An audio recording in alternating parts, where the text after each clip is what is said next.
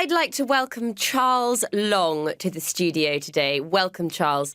Now, Charles has just published an article in New Science Journal about memorization. It's all about how to make our memory function better. Charles, exam time is on its way and there'll be lots of teenagers tuning in today. Can you give us some advice about improving our ability to memorise? Hello. Yes, of course. I'd like to start by talking about the process of memorisation. It's vital that we understand the process if we want to make adjustments to the way we function. We all use memory in the same way.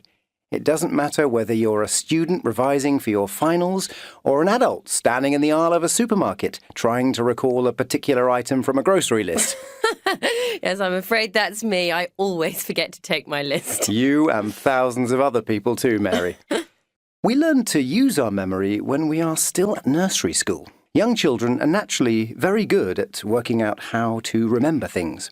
The tips I'm going to share today are based on the things we used to do to help us remember when we were children. The process of memorization occurs in two distinct forms. Do you know what they are? Are they long-term memory and short-term memory? That's right. But these aren't completely separate concepts. We use a combination of both types of memory when we want to formulate our thoughts and recall information, whether we're trying to remember something from a decade ago or just an hour earlier. So what tips have you got for improving the quality of our memory? Right. Well, let's start with association. Association? Yes.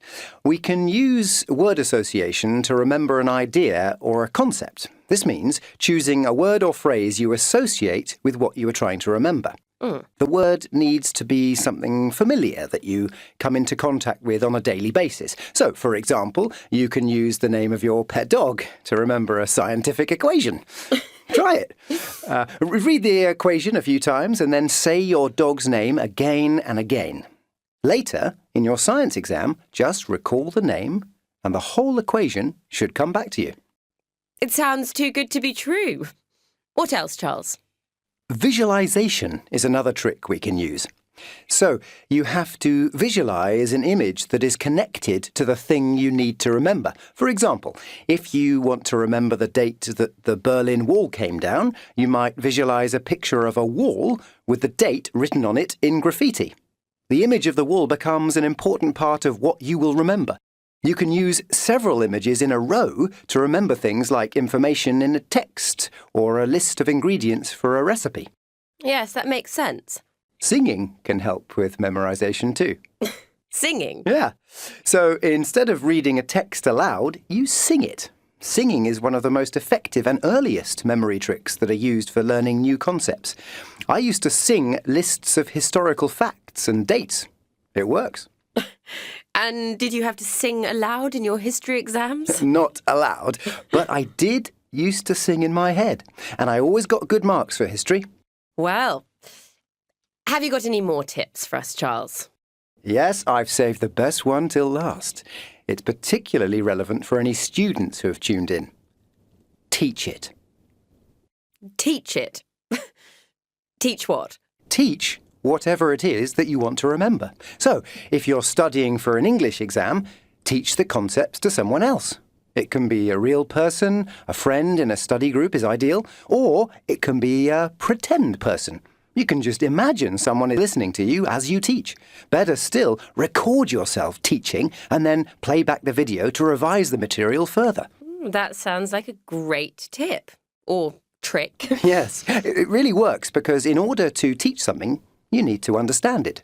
Teaching reinforces the understanding, and although these sound like tricks, they aren't really. No? No, they are just simple ways that we can train our brains to be more effective. By getting into the habit of using word association, visualization, singing and teaching, our brains develop and work better for us. And of course, that has a knock-on effect on our memory and our abilities to recall all kinds of data. Well, thank you very much, Charles. Now, I think we've got time for a couple of questions from our listeners. Good morning. Today I'm going to talk about how to study. Now, you probably think you know all about that, right? Yes. You've been studying for years. And I expect some of you are fantastic at studying, really organised and good at concentrating. But there's always room for improvement. And your exams aren't far away. So these tips are for all of you. Right, so what's the best way to study? Well, first of all, it's a good idea to have some kind of plan or timetable. This could be for the week or a longer revision timetable for an exam from 1 month to 6 months. Yes, if you're studying for an important exam, it's important to think long term. Draw up a timetable, but revise it often. If it's not going to plan, you may have to rethink it. Next, think about your environment. Make sure the place where you're going to study is comfortable, with enough light, air, etc. Not too hot, not too cold. Make sure there are no distracting noises around, such as television. If you think you concentrate better listening to music, experiment and see if it's really true. Some people really do seem to work better with music in the background, especially classical music. But for many people, it spoils their concentration. However, if you have to work near a TV, you might have to use headphones to play music to drown out the sound of the TV. In this case, find out what kind of music works best for you. Maybe something without words. Oh, by the way, you might think you work fine with the TV on, but again, experiment. You might be surprised at how much better you work away from a TV. Oh, and the other thing is the internet, text messages, Twitter, Facebook, etc. Forget about all of that while you're studying. You can't be kidding. No, really, you can ignore it for an hour or so. It won't be the end of the world if you don't reply to a message immediately. Right, planning breaks. Plan your study periods in chunks with regular breaks. Many people recommend half an hour of concentrated study, then a 10-minute break. But you can adjust this to suit you. If you study for too long at a stretch, your mind will work less effectively. So be careful. In your short break, you can give yourself a treat, such as a cup of green tea. Disgusting. Well, I wouldn't advise a chocolate bar as a treat. A sugar rush is not great for concentration. Sugar rush. Okay, so next let's think about what you do when you're studying. Some people just read through their notes or textbooks and underline in pencil or highlight important bits. If this works for you, fine. But I'd suggest that it's better to write notes of some kind, so your mind is processing the information more. This way, you are also producing material which will be useful for last-minute revision. I don't recommend very last-minute revision, by the way, but we'll come back to that later. Have a look at these examples of student notes. Which do you think are best? The first person has written important phrases at random. The next has a table with clear headings and boxes with notes. The next has summaries. And the last one has mind maps. You've got the main topic in the circle, then lines coming off the circle attached to subcategories, then more lines to further details. Mind maps are great for showing the connections between different bits of information. They seem to work in the same way the brain works. So, what do you think? I always do highlighter pen usually. To me, the first one wouldn't be very useful to come back to and use in the future. But the others are all fine. It depends on your personal preference. Mine is for mind maps. I would suggest using colours, though, and even little drawings. They can make things much more memorable. Obviously, when you are studying, the first thing to think about is whether you understand the information. And the second thing is how you are going to remember it. Let's look at some more ways of making information more memorable. Next on the programme, we have an interview with someone who has been writing a book about high-achieving teenagers. Welcome, Louise Hardy. Hi, it's lovely to be here. Louise, many of these teenagers who have achieved success and fame early on have done so through using new technology, haven't they? Through blogging or using YouTube or Twitter. Absolutely. And the greatest example of this is Justin Bieber. As I think everyone on the planet knows, he started off by posting videos on YouTube at the age of 14 and was spotted by a talent scout who worked with the R&B singer Usher. After that, he very rapidly became a worldwide sensation. I heard that last year he was said to be more influential than Obama. Yes, that was because he is #1 on Twitter. He has over 35 million followers. Ooh. There's a new one every 2 seconds.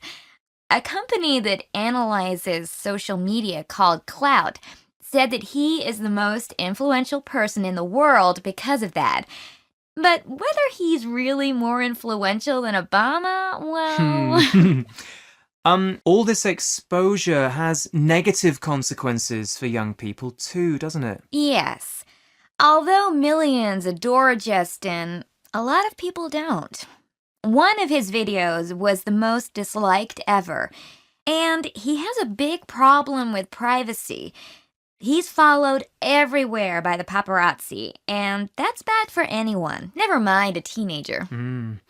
Okay, let's turn to a very different teenager.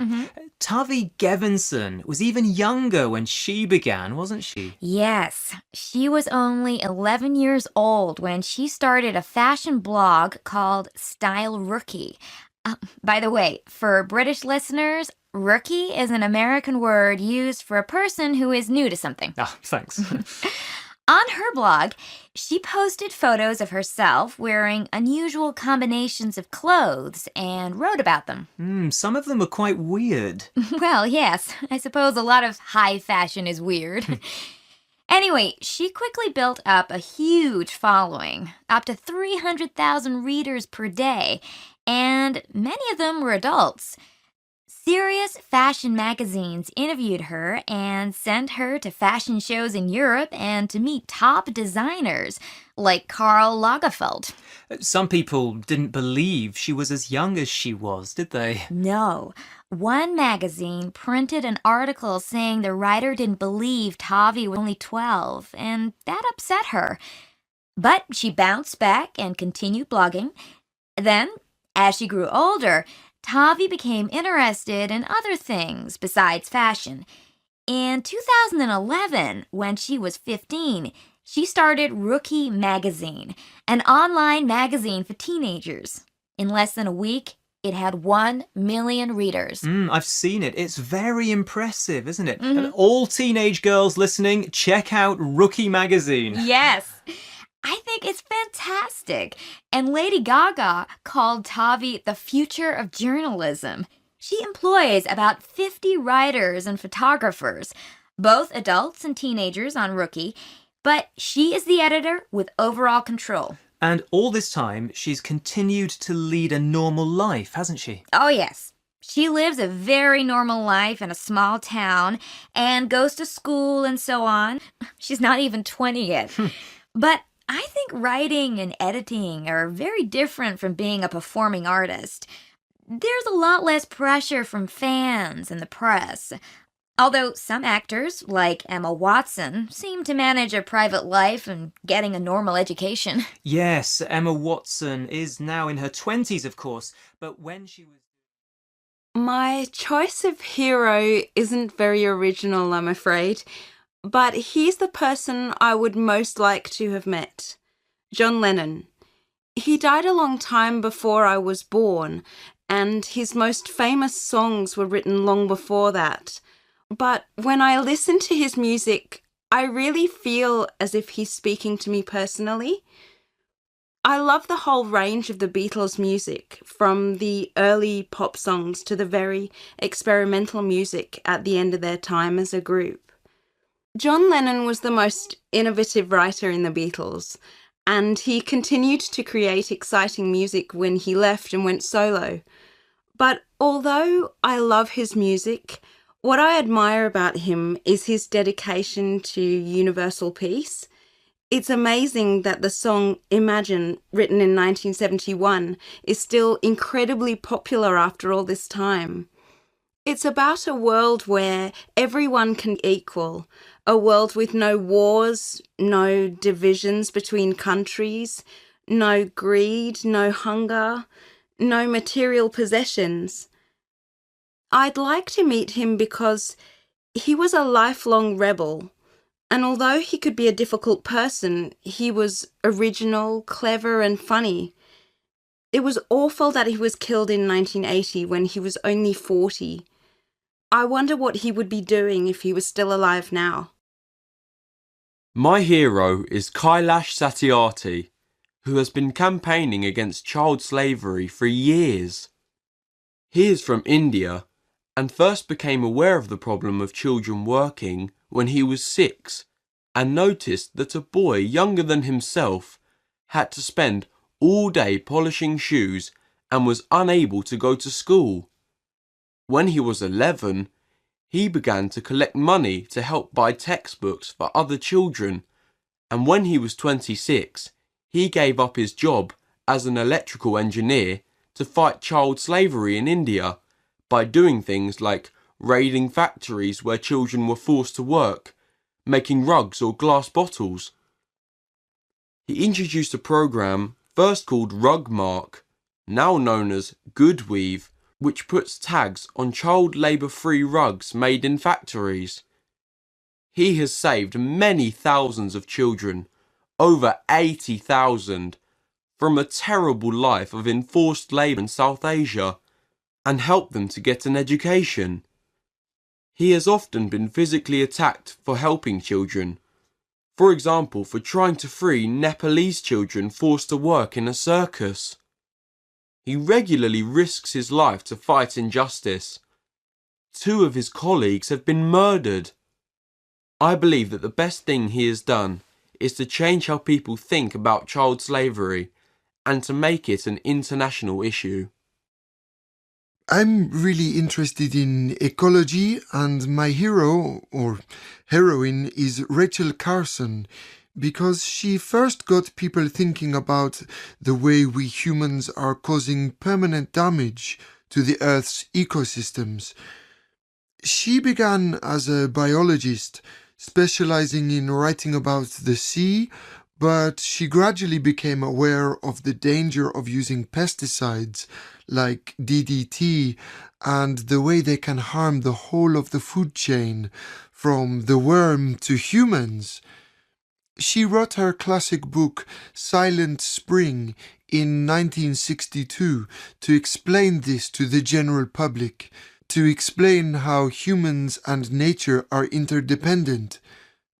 The title of Silent Spring refers to the fact that one day all the birds might be dead, so they won't be able to sing in the springtime. The agricultural and chemical industries reacted very badly to the book and said she was unprofessional. But further research by other scientists proved that she was right about the dangers of chemicals used to kill insects. Nowadays, there is a growing movement for organic food production, but unfortunately, things in general are still getting worse rather than better. We still need to read Rachel Carson's book and think about its message. My hero isn't very famous, but she ought to be. She's Mary Anning, who was only 12 years old and from a poor family when she made an amazing discovery.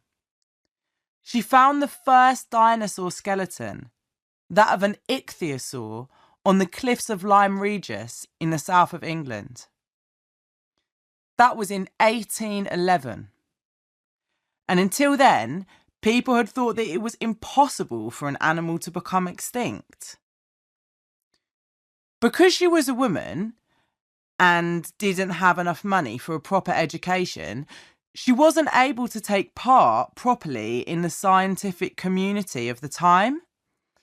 But she read as much scientific literature as she could and continued to search for fossils, often risking her own life to get them by climbing dangerous cliffs. She once nearly died in a landslide which killed her dog. Although she didn't write famous books about fossils, her contribution to paleontology, the study of fossils, is said to be enormous. I admire her because she kept on trying to make new discoveries at a time when usually only men, and men with money, were allowed to be scientists. After her death, the writer Charles Dickens said that the carpenter's daughter has won a name for herself and has deserved to win it.